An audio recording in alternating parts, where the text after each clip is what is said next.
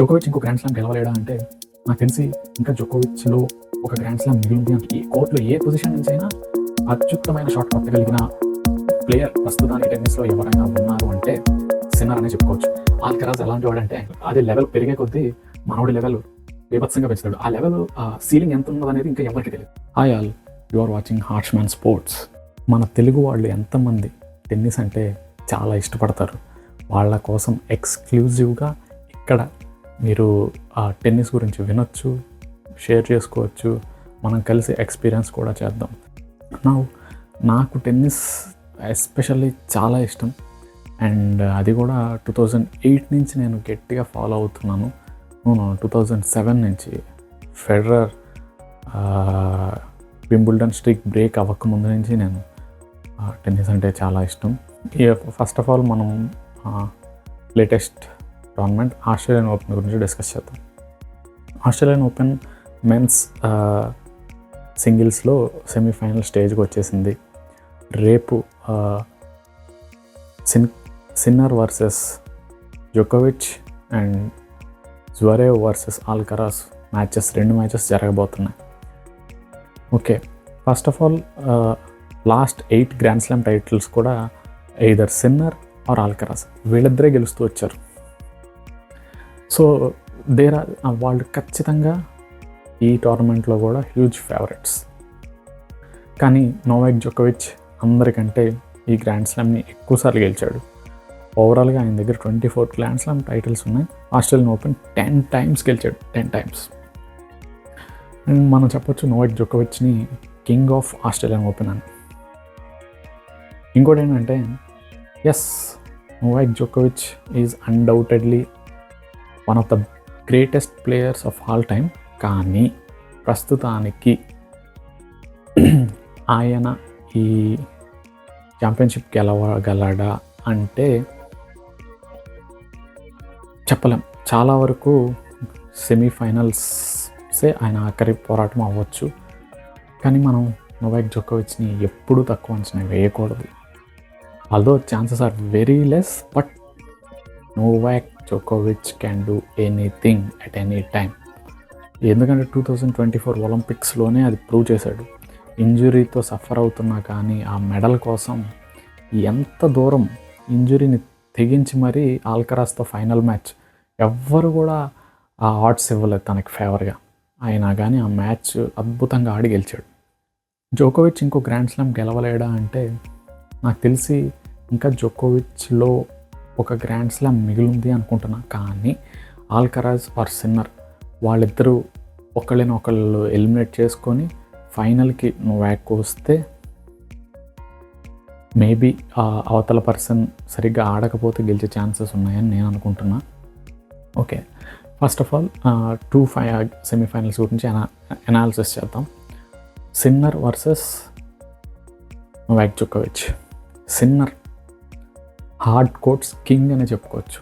Hard courts కాదు, ఏ court అయినా కానీ fast paced game, end to end ground stroke ర్యాలీస్లో హెవీ రిటర్న్, హెవీ స్పీడ్ తోటి బాల్ని ప్రత్యర్థి వైపు బంతిని వేగంగా పంపగలిగే ఈ కోర్టులో ఏ పొజిషన్ నుంచైనా అత్యుత్తమైన షాట్ కొట్టగలిగిన ప్లేయర్ ప్రస్తుతానికి టెన్నిస్లో ఎవరైనా ఉన్నారు అంటే సిన్నర్ అనే చెప్పుకోవచ్చు. ఆల్కరాజ్ గురించి తర్వాత మాట్లాడతాం. సో నోవాక్ జోకోవిచ్ వర్సెస్ సిన్నర్. ఒకవేళ జోకోవిచ్ ఒక 10 ఏళ్ల బ్యాక్కి వెళ్తే సిన్నర్కి గట్టి పోటీ ఇచ్చి ఉండేవాడు. కానీ ప్రస్తుతానికి 38 ఇయర్స్ ఆఫ్ ఏజ్లో అంత ఫ్లెక్సిబిలిటీ లేదు. పైగా ఇంజురీస్ కూడా ఫ్రీక్వెంట్గా ఈ మధ్యన ఇబ్బంది పెడుతున్నాయి నోవాక్ జోకోవిచ్ని. సో ఈ టైంలో అది కూడా సిన్నర్ గేమ్ 99.9999% ఒక పాలిష్డ్ గేమ్ అనే చెప్పుకోవచ్చు. అతని దగ్గర లేని షాట్ అంటూ లేదు. Forehand, backhand, serve and volley, ఈ మధ్యన సర్వ్ అండ్ వాలీ కూడా ట్రై చేస్తున్నాడు. డ్రాప్ షాట్ అది కూడా ఆల్కరాజ్తో యుఎస్ ఓపెన్ ఫైనల్ ఓడిపోయాగానే డ్రాప్ షాట్ చాలా ప్రాక్టీస్ చేస్తున్నాడు. Next lob, Sinner has an excellent lob shot. So Sinner overall game is almost perfect. Novak జోకోవిచ్ యాక్చువల్గా చెప్పాలంటే సిన్నర్ ఫోటోకాపీ ఆఫ్ నోవాక్ జోకోవిచ్ అని చెప్పుకోవచ్చు. కానీ at this point of time జోకోవిచ్ తన యంగర్ ఎబిలిటీతో పోలిస్తే కొంచెం తక్కువగా ఉంది కాబట్టి సో ఇందులో నాకు తెలిసి 95% chances of sinner to advance to the final, సందేహమే లేదు. సో ఏమన్నా సిన్నర్కి హీట్ వల్ల తట్టుకోలేక మొన్న ఒక మ్యాచ్లో సిన్నర్ ఏదైతే హెల్త్ ఇష్యూ వచ్చిందో ఓవర్ టెంపరేచర్ ఎక్కువగా ఉన్నప్పుడు, ఎందుకంటే ఆస్ట్రేలియన్ ఓపెన్లో సమ్మర్ సీజన్ కాబట్టి ఇక్కడ రూఫ్ ఎప్పుడైతే ఓపెన్ ఉందో డెఫినెట్గా మార్నింగ్ ఆడినప్పుడు ప్లేయర్స్ చాలా ఇబ్బంది పడతారు. ఎనీ హౌ ఒకవేళ జోకోవిచ్ గెలవాలంటే సిన్నర్ ఇంజరీ అయితే తప్ప నాకు తెలిసి జోకోవిచ్ గెలవలేడు. సో ఆ సెమీఫైనల్ మ్యాచ్ పక్కన పెట్టేద్దాం. రెండో సెమీఫైనల్ మ్యాచ్ వచ్చి Alcaraz versus Zverev. First of all ఇక్కడ ఆల్కరాజ్ గురించి చెప్పాలి. ఆల్కరాజ్ ప్రస్తుతం ఇదివరకు ఒకప్పుడు నా ఫెడరర్, నడాల్, జోకోవిచ్ ఎలాగో ఇప్పుడు ఆల్కరాజ్ అండ్ సిన్నర్ అలా అని చెప్పుకోవచ్చు. They both are dominating from the last 2 seasons 2024-25 మొత్తం 8 గ్రాండ్ స్లామ్స్ అయితే 4 గ్రాండ్ స్లామ్స్ ఆల్కరాజ్ గెలిచాడు, 4 గ్రాండ్ స్లామ్స్ సిన్నర్ గెలిచాడు. సో వీళ్ళిద్దరు ఆధిపత్యం, వీళ్ళిద్దరు డామినెన్స్ నడుస్తుంది కంప్లీట్గా. They are clean sweeping every tournament, either Sinner or Alcaraz. అయితే సిన్నర్, ఇందాక మనం సిన్నర్ గురించి మాట్లాడుకున్నాం, గేమ్ 99% పర్ఫెక్షనిస్ట్ అని. ఎవరైనా సిన్నర్ కంటే 0.01% ఎక్కువగా గేమ్ని అతనికంటే కొంచెం బాగా ఆడగలిగింది ఇప్పుడున్న దాంట్లో ఎవరంటే ఆల్కరాజ్ మాత్రమే. ఆల్కరాజ్ ఎలాంటి వాడంటే ప్రత్యర్థి గేమ్ తగ్గట్టుగా తన గేమ్ ఆడతాడు. లోయర్ ర్యాంక్ ప్లేయర్స్ తోటి కొంచెం ఈజీగా ఆడతాడు. అదే లెవెల్ పెరిగే కొద్దీ మనోడి లెవెల్ బీభత్సంగా పెంచుతాడు. ఆ లెవెల్, ఆ సీలింగ్ ఎంత ఉన్నదనేది ఇంకా ఎవరికి తెలియదు.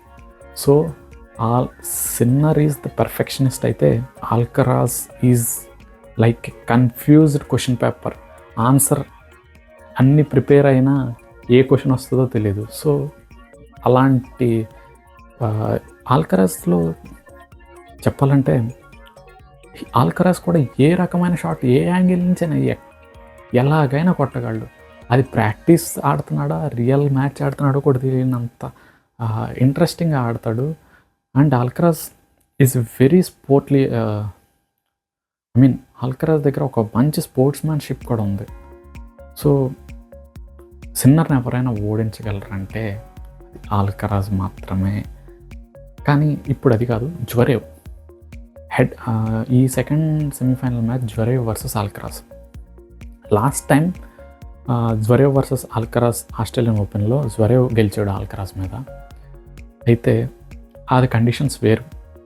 దాని తర్వాత హెడ్ టు హెడ్ మారింది. ప్రస్తుతానికి 12 మ్యాచెస్ ఆడితే 6 మ్యాచెస్ ఆల్కరాజ్, 6 మ్యాచెస్ జ్వరేవ్ గెలిచారు. రీసెంట్ హార్డ్ కోడ్ మ్యాచ్లో ఆల్కరాజ్ గెలిచాడు.